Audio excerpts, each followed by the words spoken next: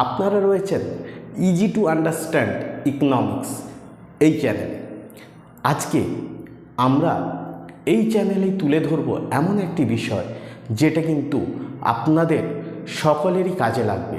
আমরা আগের দিন মুদ্রাস্ফীতি বিষয়টা কি সেটা নিয়ে আলোচনা করেছিলাম এবং মুদ্রাস্ফীতি বিষয় তার মধ্যে আসলে কি মেকানিজম কাজ করে সেটা কিন্তু আমরা তুলে ধরেছিলাম। অর্থাৎ অর্থনীতিতে মুদ্রাস্ফীতি বিষয়ের কিন্তু একটা যথেষ্ট গুরুত্ব আছে এবং সেই বিষয়টা কিভাবে অর্থনীতিতে কাজ করে সেটা কিন্তু আমরা আগের ক্লাসেই অনেকটা জেনেছি।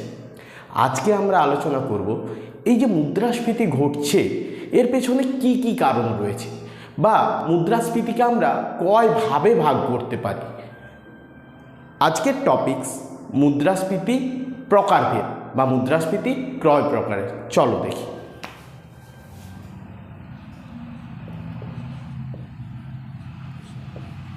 মুদ্রাস্ফীতির প্রকারভেদ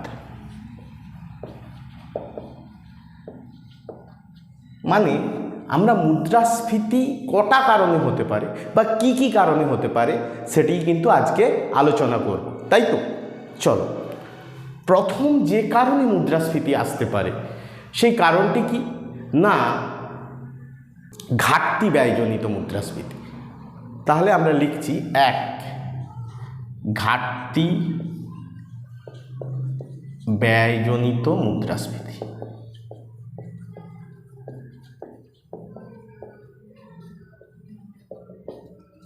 এই যে ঘাটতি ব্যয়জনিত মুদ্রাস্ফীতি ব্যাপারটা কি না, একটা কথার মধ্যেই দেখো ঘাটতি ব্যয় কথাটা লুকিয়ে আছে। আচ্ছা, এই ঘাটতি ব্যয় কোথা থেকে আসে তোমাদের কোনো আইডিয়া আছে?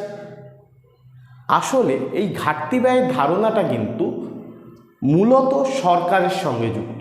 কেন না, সরকার তার বিভিন্ন ক্ষেত্র থেকে যেমন আয় করে বা সরকারের যেমন রেভিনিউ হয় তেমনি সরকার কিন্তু বিভিন্ন দিকে খরচ করে।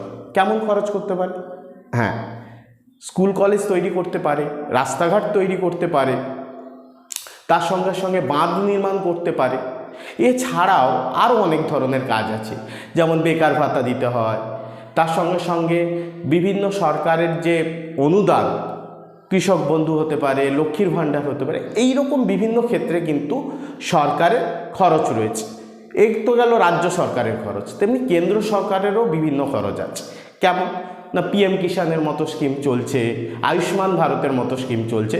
এইগুলোতে কি হচ্ছে না সরাসরি সাহায্য প্রদান করছে, যেটিকে আমরা কি বলতে পারি সরকারের ব্যয়।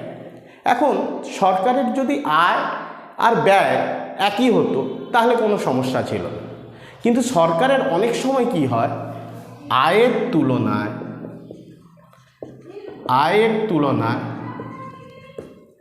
ব্যয় বেড়ে যাচ্ছে। যখন সরকারের আয়ের তুলনায় ব্যয় বেড়ে যাচ্ছে তখন কি হবে না সরকারের ঘাটতি দেখা দিচ্ছে। কিসে ঘাটতি না বাজেটে ঘাটতি দেখা যাচ্ছে। অর্থাৎ আয়ের তুলনায় ব্যয় বেড়ে গেলে যে ঘাটতি দেখা যায় সেই ঘাটতি মেটানোর জন্য কিন্তু সরকার একটা প্রসেস নেয়। কি প্রসেস নিতে পারে না সরকার অর্থাৎ কেন্দ্রীয় সরকার, কখনোই রাজ্য সরকার নয়, রিজার্ভ ব্যাংকে দিয়ে নোট প্রচলন করতে পারে, অর্থাৎ নোট ছাপাতে পারে। এবং সেই নোট কি হতে পারে, সেই নোট বিভিন্ন মাধ্যম অর্থাৎ যেগুলো বললাম রাস্তাঘাট তৈরি করে হোক, বিদ্যালয় তৈরি করে হোক বা বাঁধ নির্মাণ করে হোক, অর্থাৎ ইনফ্রাস্ট্রাকচার তৈরি করেই হোক বা বিভিন্ন ধরনের অনুদান প্রদানের মাধ্যমে কার কাছে পৌঁছে দিতে পারে না জনগণের কাছে পৌঁছে দিতে পারে। এইবার এই যে জনগণের কাছে পৌঁছে দিল তার ফলে কি হচ্ছে না জনগণের হাতে টাকা এসে গেছে অনেক, কিন্তু সেই সময় যদি উৎপাদন না বাড়ে বা দ্রব্য সেবা সামগ্রীর বৃদ্ধি যদি না হয় তাহলে কিন্তু জনগণ ওই টাকাগুলো নিয়ে বাজারে যাবে, কিন্তু দ্রব্যের যোগান বা দ্রব্যের উৎপাদন না বাড়ার জন্য তখন একটা ঘটনা ঘটবে, সেটা হচ্ছে দাম বৃদ্ধি পাবে। এই যে দাম বৃদ্ধি পেল এই দাম বৃদ্ধিটাকে আমরা কি বলতে পারি না ঘাটতি ব্যয়জনিত মুদ্রাস্ফীতি। অর্থাৎ এই ঘাটতি ব্যয়জনিত মুদ্রাস্ফীতিটা মূলত রাজস্ব নীতির মাধ্যমে আসে, অর্থাৎ সরকারের আয়ের তুলনায় ব্যয় বেড়ে যাচ্ছে, এবং সেই আয়ের তুলনায় ব্যয় বেড়ে যাওয়া থেকে লোন নিতে পারে সরকার, বা কী করতে পারে, ওই ব্যয় মেটানোর জন্য নোট ছাপাতে পারে, এবং সেই নোটটাই কী করছে না সার্কুলেট করে পাঠিয়ে দিচ্ছে জনগণের হাতে।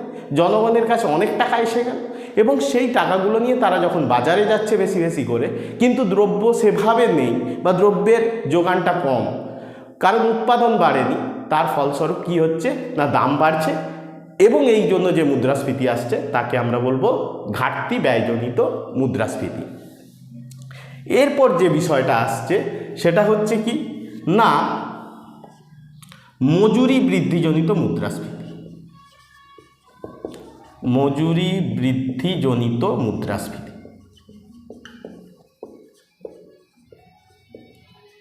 কি ব্যাপার এটা? না কলকারখানায় দেখবেন বা দেখবে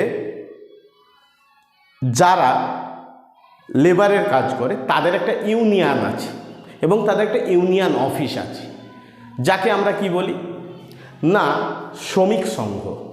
এই শ্রমিক সংঘ বা লেবার ইউনিয়নের কিন্তু ক্ষমতা আছে যে তারা তাদের মজুরি বৃদ্ধি করতে পারে।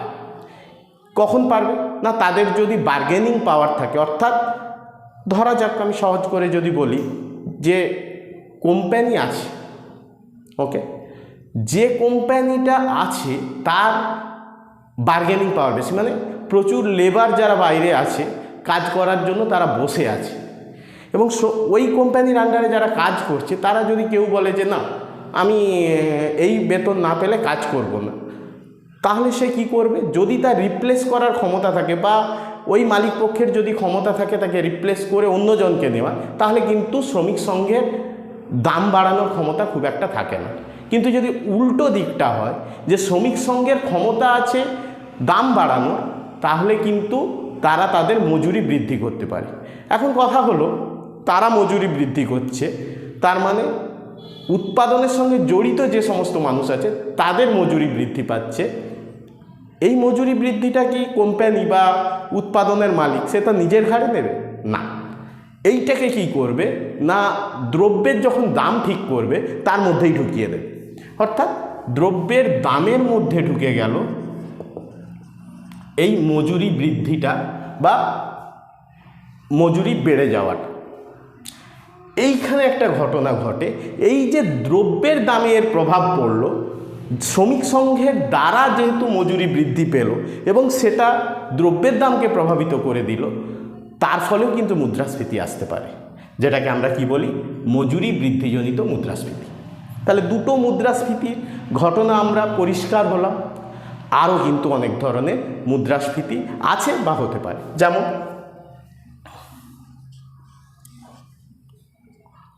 স্থিতাবস্থার মুদ্রাস্ফীতি। স্থিতাবস্থার মুদ্রাস্ফীতি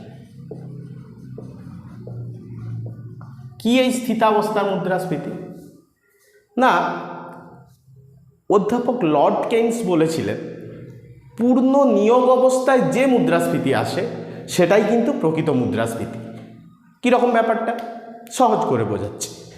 ধরা যাক আমাদের দেশে 100 জন লোক আছে, 100 জন লোকের মধ্যে 80 জন লোক কাজ করতে চায়।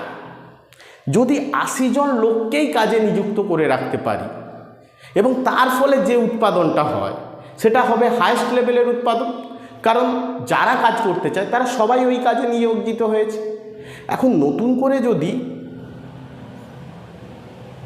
আমরা উৎপাদন করতে চাই তাহলে কিন্তু আমরা উৎপাদন আর বাড়াতে পারবো না। কেন না 80 জন লোক কাজ করতে চেয়েছে, 80 জন লোক ধরা যাক 100 কেজি টোটাল দ্রব্য তৈরি করেছে।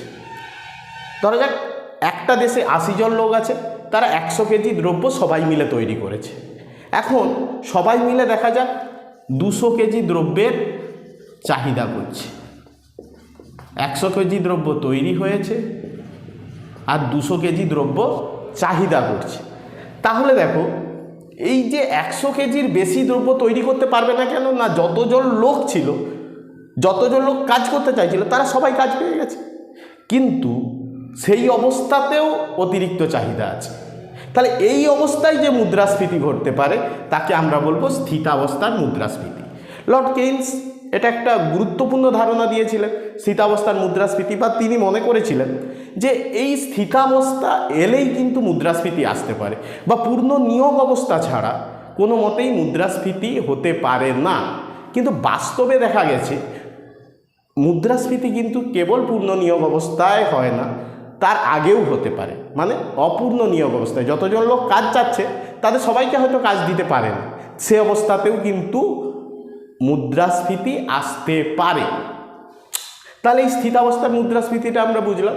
আর কি মুদ্রাস্ফীতি আছে? এবার যে মুদ্রাস্ফীতির কথা বলবো সেটা হচ্ছে কি না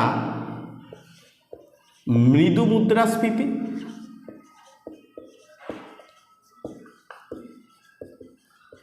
আর হচ্ছে দ্রুত গতির মুদ্রাস্ফীতি। দ্রুত গতির মুদ্রাস্ফীতি। মৃদু মুদ্রাস্ফীতি মানে কি? যে দ্রব্যের দামটা বাড়ছে কিন্তু সেভাবে বাড়ছে না। অর্থনীতিবিদরা বলেছেন যে 3% এই ধরনের হারে যদি মুদ্রাস্ফীতি হয় তাহলে কিন্তু সেই ধরনের মুদ্রাস্ফীতিকে আমরা মৃদু মুদ্রাস্ফীতি বলব। কিন্তু যদি 8%, 9%, 10% এই হারে বাড়তে থাকে, অর্থাৎ 3%-এর বেশি হারে বাড়তে থাকবে তখন সেই মুদ্রাস্ফীতিকে আমরা দ্রুত গতির মুদ্রাস্ফীতি বলি। এখন কথা হচ্ছে মৃদু মুদ্রাস্ফীতি ভালো না দ্রুত গতির মুদ্রাস্ফীতি ভালো, এটা নিয়ে কিন্তু অনেকের মধ্যে ডিবেট আছে। কারণ আমরা প্রথমেই বলি যে মুদ্রাস্ফীতি হচ্ছে যে কোনো দেশের অর্থনীতিবিদ বা অর্থনীতির একটা মাথা ব্যথার কারণ।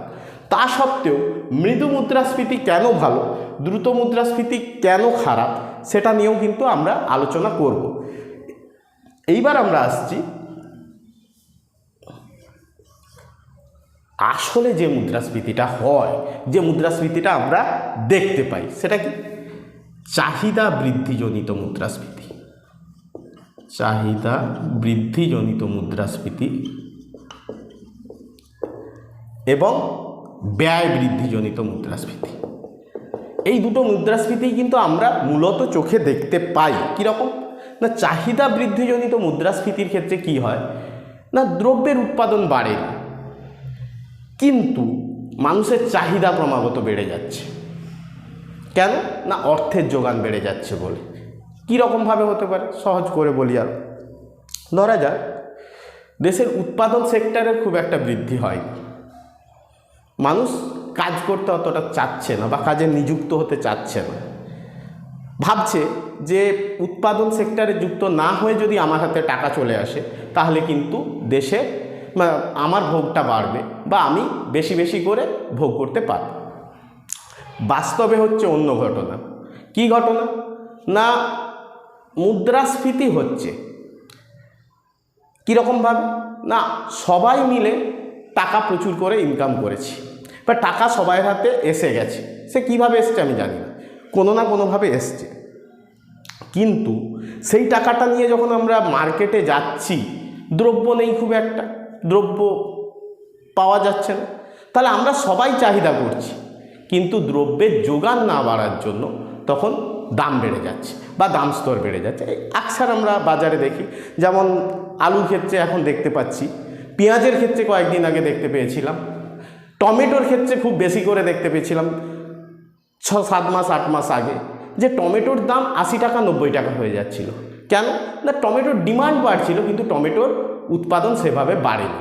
তাহলে এই ক্ষেত্রে যে মুদ্রাস্ফীতিটা হয়েছিল সেটা হবে চাহিদা বৃদ্ধিজনিত মুদ্রাস্ফীতি। আর একটা খুব গুরুত্বপূর্ণ কনসেপ্ট রয়েছে, সেটা হচ্ছে ব্যয় বৃদ্ধিজনিত মুদ্রাস্ফীতি। সবসময় যে চাহিদা বাড়লেই মুদ্রাস্ফীতি বাড়বে এরকম কোনো বাধ্যবাধকতা নেই। এমন কিছু ক্ষেত্র আছে যে ক্ষেত্রে কি হয় না, উৎপাদন চাহিদা বাড়ছে না, চাহিদা না বাড়া সত্ত্বেও মুদ্রাস্ফীতি হয়ে যাচ্ছে। সেই ধরনের মুদ্রাস্ফীতিটা কেমন না, তাকে আমরা বলি ব্যয় বৃদ্ধিজনিত মুদ্রাস্ফীতি। আমরা সবাই জানি যে কোনো উৎপাদন করতে গেলে 4টে জিনিস লাগে।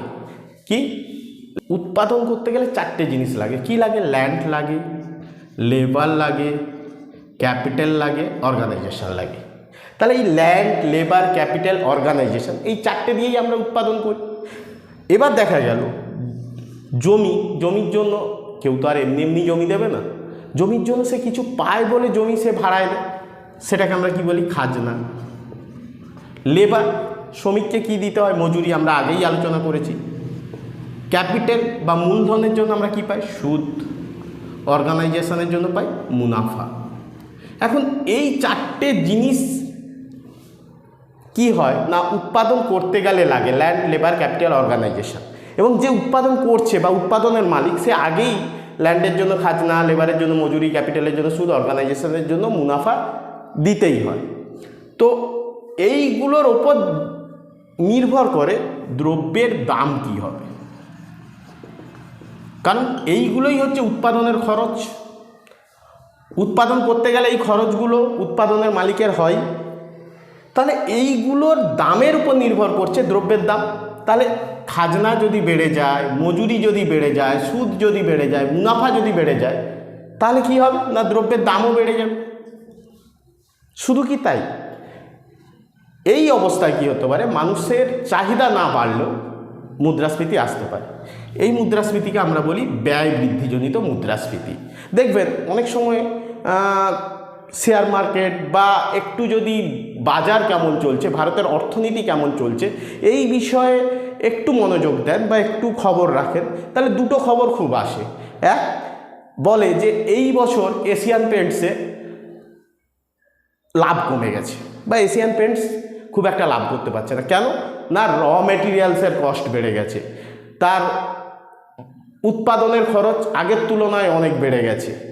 আসলে কি না, আসলে কোনো না কোনোভাবে তার হয় কম্পিটিশান বেড়েছে বলে খরচ বেড়ে যাচ্ছে, কাঁচামাল বাইরে থেকে আনতে হয়, তার খরচ বেড়েছে বলে ওই এশিয়ান পেন্টসের জিনিসের দাম বাড়ছে, বা খাজনা, মজুরি, সুদ, মুনাফা সব কিছু বাড়লেই কিন্তু এই ধরনের দাম বাড়তে পারে এবং এই দাম বাড়ার ফলে কিন্তু মুদ্রাস্ফীতি আসে। তাহলে এই ব্যাপারটাকে আমরা কি বলতে পারি, ব্যয় বৃদ্ধিজনিত মুদ্রাস্ফীতি। তাহলে মুদ্রাস্ফীতির এই এতগুলো বিষয়, যে কেন মুদ্রাস্ফীতি আসে, কিভাবে আসে, কোন রাস্তা ধরে আসে, সেই বিষয়টা আজকে তুলে ধরলাম। আশা করি মুদ্রাস্ফীতি কেন আসে বা কি কি পথ ধরে আসতে পারে সেটা বুঝতে আমাদের কারোরই আর সমস্যা থাকবে না। আজকের ক্লাস এই পর্যন্ত। আশা করি মুদ্রাস্ফীতি নিয়ে ধারণা আরও অনেকটা পরিষ্কার হলো।